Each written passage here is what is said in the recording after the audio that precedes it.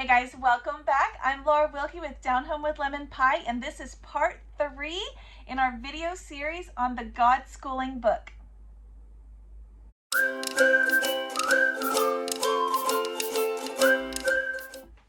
Alright guys, welcome back. I am so excited you guys are coming along with me on this journey as we explore this book. Before we get started, I want to share with you guys that I am Laura Wilkie. I'm a Christian stay-at-home homeschool mama. I have 7 little ones. We've been homeschooling from the beginning. That is all we've ever known or done. And this is Homeschool Fellowship Friday. So on this day, I get to share with you guys new things that we are learning, encouragement for you guys in your homeschools. Mamas, if you want to join in, make your own videos, tag me on Instagram or Facebook and let me know that you made a video. Don't forget to add the tagline to your video, Homeschool Fellowship Friday, so it will come up when people search as well. And this is the book that I am going through right now with you guys and sharing with you guys so much wisdom and freedom from this book. Like I said, this is just such a great book. I've been reading it for months now. I've been going through it really slowly. Just wanted to share with you guys the wisdom that I'm gaining from this book and the freedom and the grace. Like I said, this is the 3rd video on this book in this series. So if you want to check out the other ones, they are listed below in the description of this video in the playlist listed Homeschool Fellowship Friday. So that is an easy way for you guys to find them. But we started out talking about kind of an introduction of what Godschooling is, just giving yourselves that freedom. And then the second video was all about teaching your very youngest children, those children that are in early childhood, why they do not need a curriculum. We talked about it from about age 8 and down, and what kinds of things you could do with them to still be sure that they are learning and thriving. And we're going to continue that with the next age level now, and that is the ages of 8 to 12. And you know, this is the time when you really feel like you need to start buckling down with their studies. This is the time that you really feel like, you know, you've got to get started if you haven't already. These are the things that they need to know. They're going to be behind. And this is also the time that we so often will overstress our children, I guess, or stress them, period, and just give them too many things to have to do, too many things. So at this age, children do not need to be sitting down having just a ton of book work all day long. And, you know, I've done that too. Like I said, this book is actually going to change the way we are homeschooling. So in the past, we have totally done that. And, you know, you start seeing a lot of tears. This is the time when mamas start feeling like they're failures at homeschool. This is the time when they have, they're crying all the time. The kids are not, well, maybe the mamas too.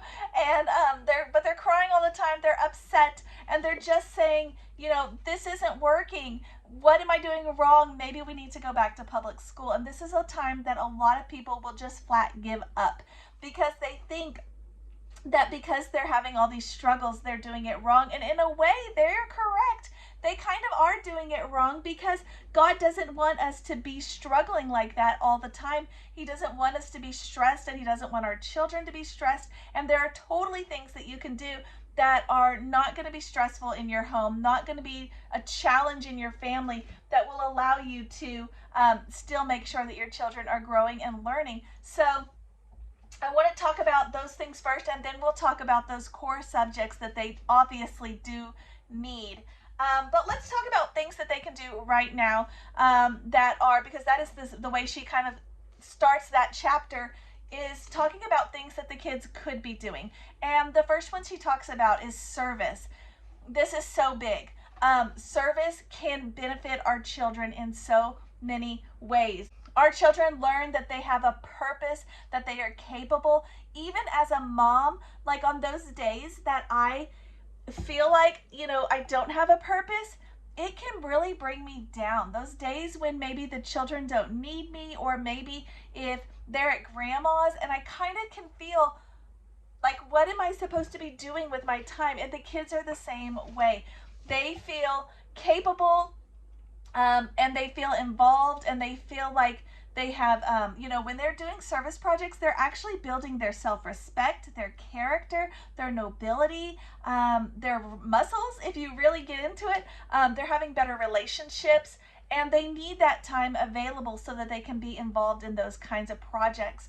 And when you start thinking about, well, what kind of service projects could my 8-year-old even be involved in? And there's so many things, just simple even things that, like helping a neighbor, shoveling snow, raking leaves, just basic things. These don't have to be huge deals, but them going along with you. If your church has some sort of feeding program that they're working on, your kids can go and help you organize that. If there is volunteer work in the area or in your neighborhood, the kids can do that and be involved. But even, like I said, just simple things where they can be involved and have a purpose and serve others.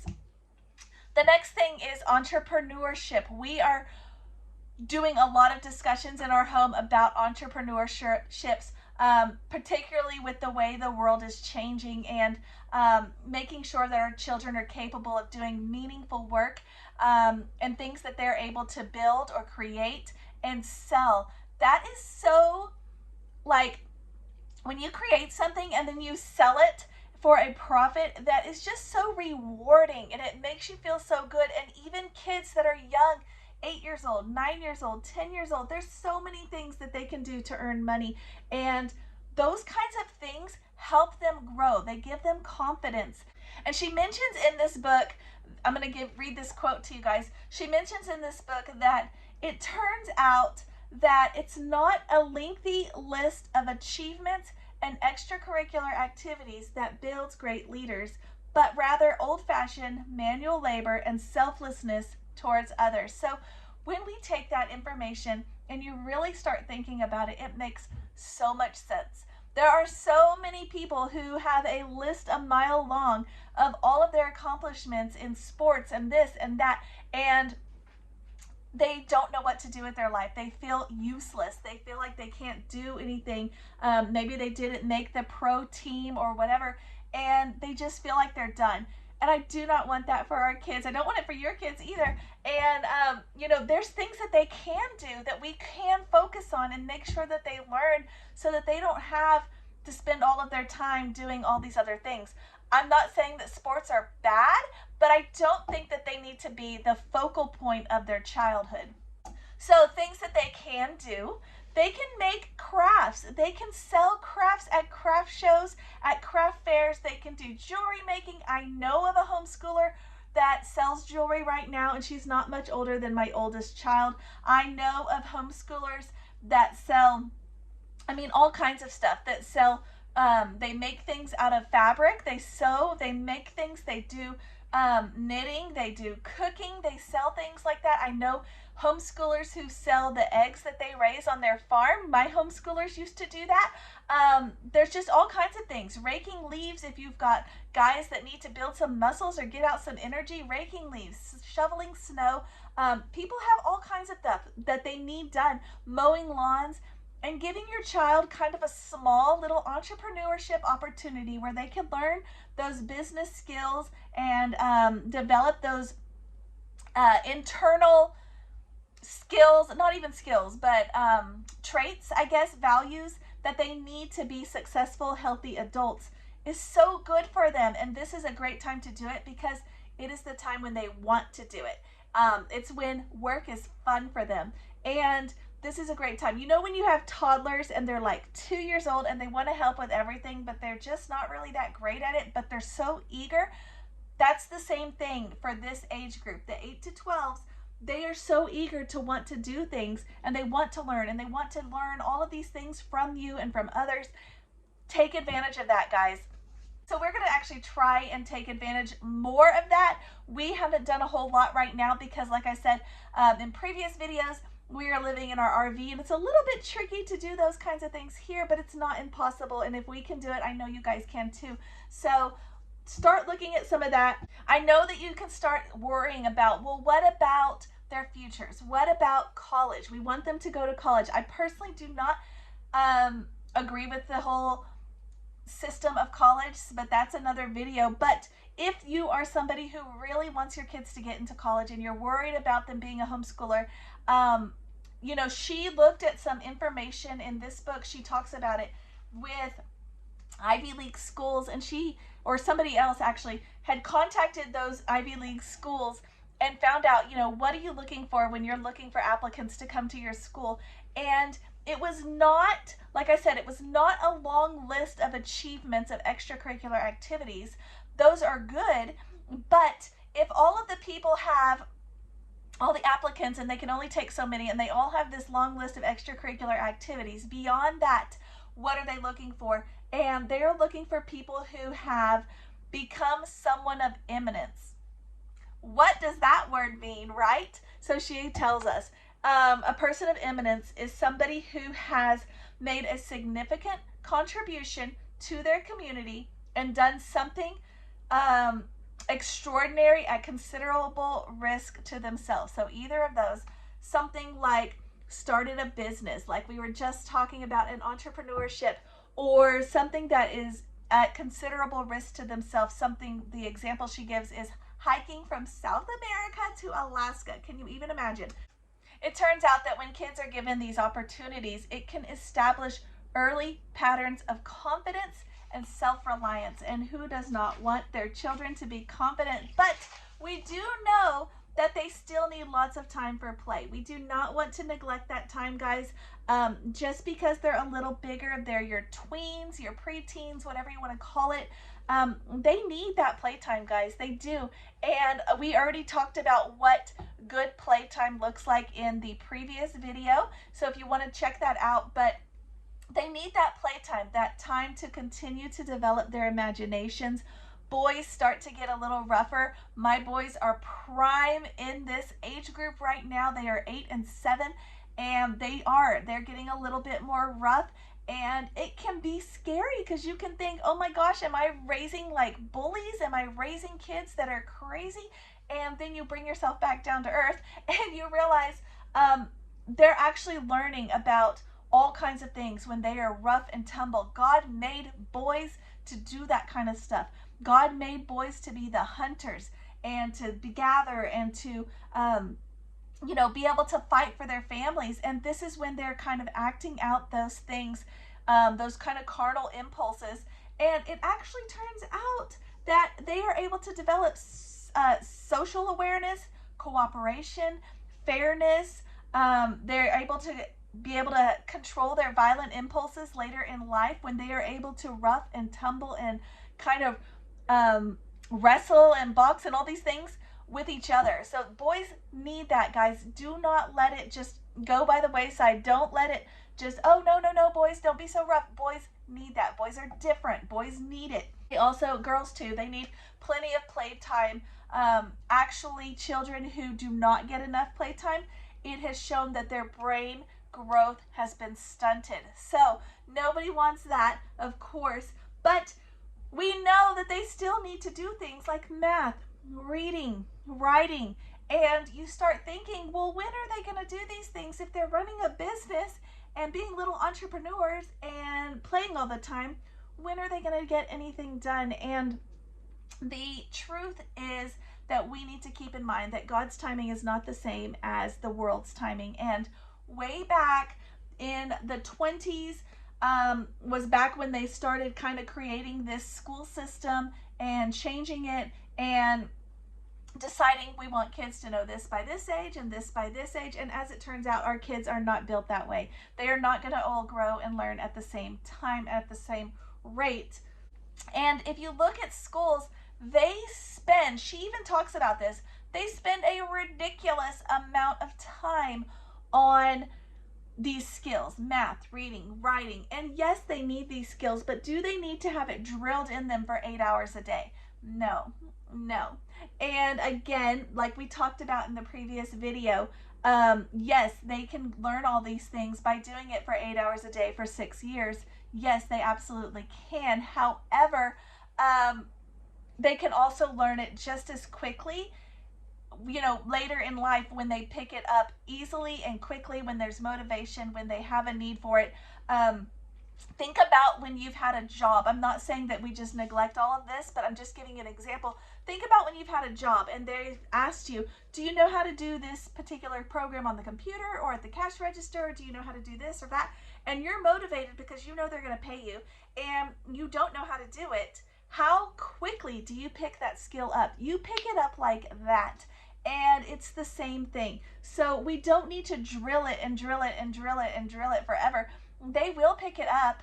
They will get it. We don't need to just dwell on it for hours a day for many years. And actually, when you think about it, and I've learned this myself this year, as my oldest has been going through fractions, I remember fractions being so challenging and hard, and she kind of feels the same way. But when I look at them now as an adult, and I'm looking at them with a fresh set of eyes, I haven't been sitting in a class for 8 hours a day the whole week, and I'm looking at them for just a few first minutes, I instantly pick it up and I'm like, oh, this is so easy.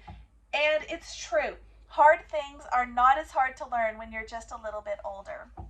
So in 1929, there was a study that they did, and they took 4 schools in neighborhoods where the parents did not know any English, and they decided to abandon all arithmetic, math teaching for 8 months in these schools. They didn't teach the children any math.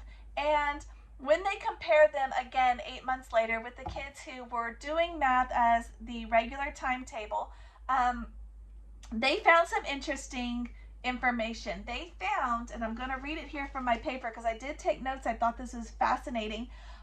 They found that math develops naturally, that it is not divorced from life. And when they abandoned all formal math teaching, they found that those children were actually, who had been playing and doing other things, were actually better at estimating distances, at reasoning. They used more sophisticated words. They read words better and had better problem-solving skills. And they picked up the basics for math in their daily life. They didn't need, as it turns out, a teacher to sit down with them for, again, all day long, for many hours a day, for many years, to drill it into them till they were blue in the face and making the kids cry, and everybody's crying, and send them home with homework to do it again some more. It turns out they didn't need that, because the kids who developed naturally learned the same or more skills as their counterparts. And you know, when you think about that, it makes so much sense, because we use math daily. And when you start talking to your kids, my oldest has really struggled with this year, and that is kind of where that's one of the things we're probably going to be changing in our homeschool is our math. But that's where I started coming into this, because my oldest has really struggled with some of her math stuff this year. And it's not because she's not smart, she is brilliant, but it seems that she was starting to realize that a lot of what she was having to learn multiple times, do it over and over in her book, were things that I could not justify to her as things that I ever use as an adult. And she started to pick up on that on her own and started asking me, do you ever even do this? You never do this. And she is right. You know, we don't want to discredit our children's blatant honesty. Sometimes it takes their blatant honesty for us to realize that maybe we're doing something a little wrong. And when she started asking me, do you even ever do this? And I started telling her of ways I do use math when I am calculating a budget, when something is on sale, when I'm in the grocery store trying to decide which one's the better deal, or shoes or clothes or whatever I'm buying for the kids, when I'm trying to decide, you know, how long I need to cook this for, or how long in advance I need to start it so that it's ready by a certain time. Those kinds of things are the ways that I use math in my home. My husband uses them for other things, carpentry, building, car things, all kinds of things like that. And when we started thinking about how we actually use math, I started realizing that we're not doing the same math that she's having to learn. So going back to the entrepreneurship that we talked about at the beginning of this video, your kids will naturally learn basic math skills as they are growing a business like that. They will learn how many of this do I need, how many of that. If they are crocheting, they're going to have to calculate the yarn. If they are building something, they're going to have to calculate that. If they are making money, how much do they want to charge? Do they need to charge tax? How much do they need to save, and how much do they put for their expenses? They are naturally going to pick up these skills, and you can walk them through it in a meaningful way, where they're actually seeing it in real life versus in a book that doesn't have any meaning, and it's things that they're never ever going to do. A real big sports guru, sports probabilities, statistics, when you start looking at stats with those things, calculating tax, discounts, like I said, scale models, just building things, carpentry recipes. There's tons of ways. Calculating the temperature in the weather. There's tons of ways that you guys can use math in your day-to-day lives that it will be meaningful for your children. Let's look at writing. Writing and reading kind of correlate together, but I don't know about you guys, but my kids naturally, especially when they were really little, would naturally write and create. And when I started making it a thing, like, now we're going to write in our journals, now we're going to do this, and now I want you to write me a story, they started shutting down. But when I hadn't done that, they naturally created plays, songs, stories. They would even write them down. Poetry, they would naturally create that. Pen pals, they would naturally say, I want to have a pen pal and I want to write them. When I made it a thing, okay, this is pen pal time, then it became a chore and they didn't want to do it anymore. Sometimes if we just step back, our kids will naturally grow in these areas. And we see, the problem is we start comparing ourselves to other homeschoolers, and we see somebody else and we think, oh, well, their kid has a pen pal, you need to have a pen pal. And that may not be what our kids need. That may not be something they're interested in, or that's just going to stress them out. And so if you have kids that like the physical aspect of writing versus the mental part of creating the product, but the physical aspect, they can do things to develop their hand skills as well so that they can physically write. Things like working with clay, needle felting, we've been doing that, weaving, sewing, even carpentry, guys, with your boys, even whittling, boys or girls, whatever. Guys, these things will help develop their hands so that they can do the physical part of writing, and their minds will naturally start writing things on their own. When they come to you, hey, I just made up a song, you can say things like, hey, let's write that down so we don't forget it. And that is, they're doing it right now. So it doesn't have to be a chore. It doesn't have to be a thing that is another thing to check the box each day or each week. Reading kind of goes the same way. There's so much they can learn just from reading alone.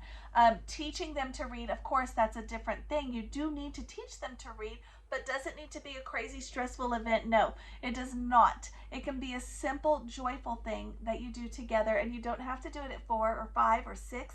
You can do it when they're 7 or 8, whenever their brain is able to process it. When they all grow differently. But once they do start getting interested in reading, there's so much nonfiction out there that they can learn. They can learn science and history, biographies, classics, just regular literature, fiction, whatever. There's so many options. I have a ton of videos on books, so if you need book videos, I have lots of those. But from birth to age 12, the experiences when they are learning, they need to be learning through experiences. And it's so true. You start talking about, well, are you this kind of learner? Are you this kind of learner? And I truly believe that when it comes down to it, everybody is an experience-based learner. You may learn more when you read it in a book too, but I feel like everybody learns so much when they actually do it. Think about when you learned how to drive a car. Did you learn how to drive a car more from sitting in the class reading the book, or when you actually got behind the wheel and got to practice, got to see your mistakes, got to go, oh, I went too fast, oh, I went too slow, and, got to experience that? That is when you started to actually learn how to do it, not when you were reading about how to do it. And you could sit in class all day long and read forever about how to do it, but do you know how to do it? That kind of starting to sound like a tongue twister. But these experiences that we give them, they are so good for them. Something that I want to do this year, because we're going to be studying wars, is I want to go to a war demonstration with our kids. Zoos, nature centers, aquariums, raising animals. If you have not raised butterflies, caterpillars to butterflies in your home, you must do it. It is so much fun. If you have not raised chicks to little eggs to make chickens, that is so good for them to see. Raising animals, if you're in a place where you can do that. Dissecting things.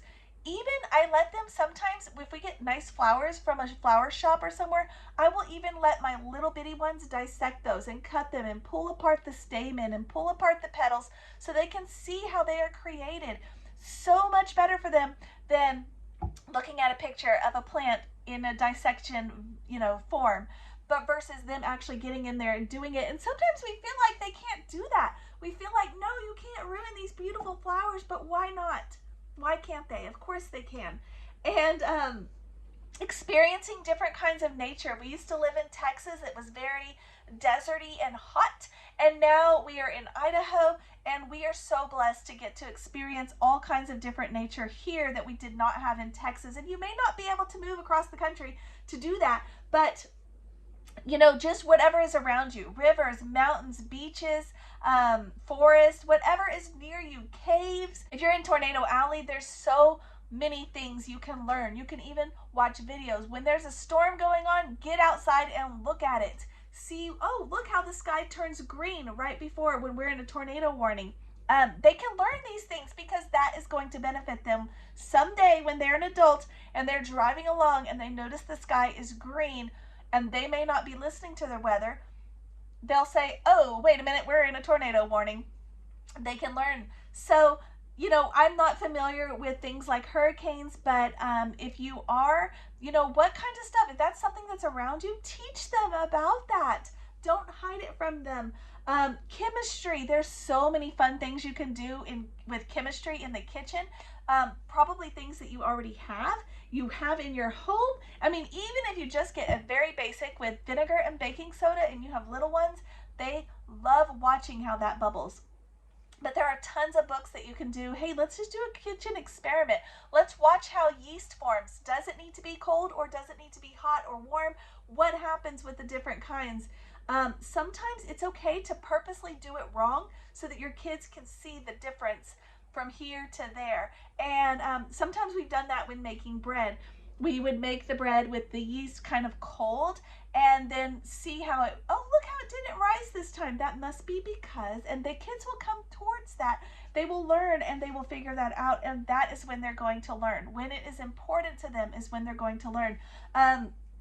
Museums, computer games, they can still learn so much. I know I talked a lot about proper play and not just pushing a button, but computers and video games do have a place in our world and in our society, and I do not think it's something that we just need to blatantly hide from them.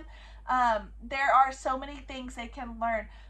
My kids love, I've shown this in some of our videos on our Watch Us Homeschool Wednesday, how my kids will love to build and be creative on video games and graphic design and those kinds of things. That is the world we're in. So we need to be making sure that they also are prepared for that. We like to watch something new that we've kind of been doing is we like to watch at lunchtime while we're eating lunch. We will watch how it's made.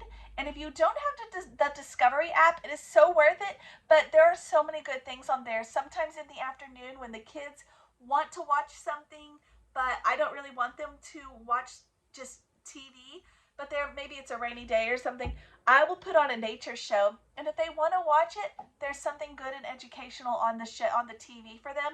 But if they don't want to watch it, they don't have to. And my kids have learned so much about nature this way, so much about how things are built and created by watching how it's made. There's just so many opportunities that sometimes we get so bogged down with the curriculum and the books and the schedule and the list and the planner that has, that's why I'm a little skeptical of a curriculum that has it, do this and this and this and this and this on this day, because when you get behind, you feel like you are just behind and you cannot catch up. And sometimes it's okay to say, you know what, we just haven't gotten to that. We're going to skip it, or we'll get to it later, whatever. But for some reason, we feel like we can't do that. And our children learn so much. I need this reminder too, because I get into this little rut too, where I just feel like, oh no, we have to complete all the things. And it's so nice to just step back and have a book like this to kind of remind us and show us that it doesn't have to be that way, guys. You need to be living your life in front of your children. Don't overschedule them. This is a big one. I see so many parents do this. They overschedule their kids because they're worried about socialization, or they're worried about their kids being bored, or their kids not measuring up, and all these things. Do not compare your kids to other people's kids, not even other people's homeschool kids.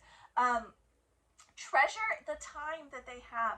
Guard their time. I always think back to some books that I've read where the homeschoolers will give a quote, and they were raised as homeschoolers and then became adults, and they will say a quote somewhere reminiscent to this: I am so thankful that I was homeschooled because I had time to learn these things. And when you start to think about all of the things that they can learn when they have that time, I feel like our kids should have a skill of some sort that they could do to make a living if the need arises, whether it is raising animals, gardening, carpentry, sewing, knitting, something. I feel like they should have some sort of skill in their spare time as an adult that they could pull out of their pocket and say, ooh, we need some extra cash, I can do this.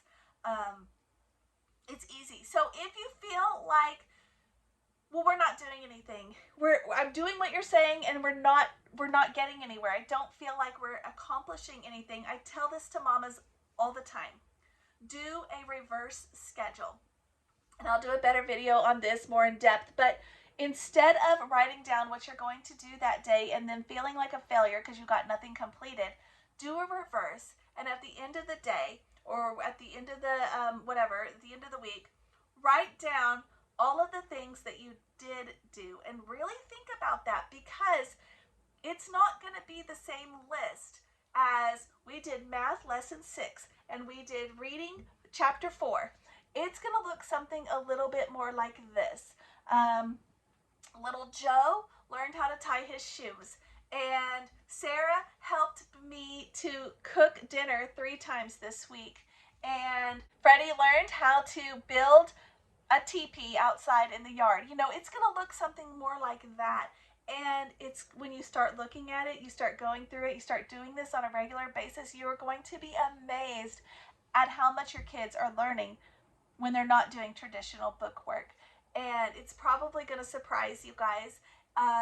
If you want to leave me a comment below, I would love to see some of the things that you guys are learning that are not traditional learning, things that maybe you didn't expect, but the kids or God led you on that path, led you on that journey, and all of a sudden that's what happened that week. I would love to hear some things like that, some examples, because we have had that happen a lot, when I have just had to step back and say, okay, I'm putting too much pressure, and the next thing I know, the kids are learning to do something, with dad at work. They're learning this, they're learning that, they're picking up things, they make up a new song, they make up a new dance, they put on a play, they do all kinds of things. And if you really need to, like if you live in a state that requires you to journal or keep a portfolio of some sort for your homeschool of what you've accomplished for that year, count those things. If the kids come out spontaneously and say, we want to sing you a song, that can be all kinds of things. That can be writing because they created a song. You can write it down for them even.